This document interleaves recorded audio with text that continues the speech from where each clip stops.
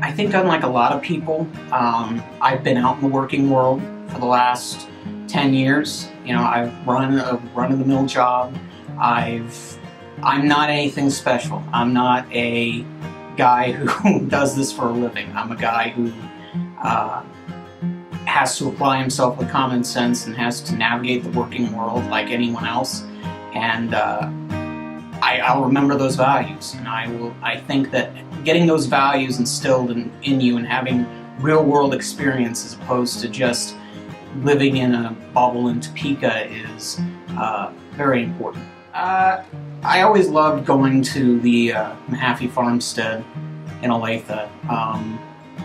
It just, the way they set it up and they try to preserve as much of the pioneer spirit of this state,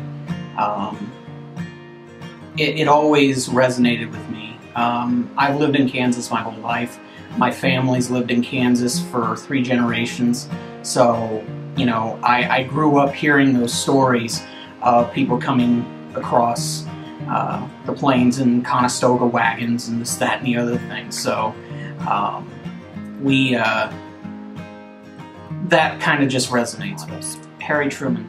Harry Truman was a no-nonsense, common-sense guy. You know, his saying was, "The buck stops here." He took ownership of the things that happened on his watch.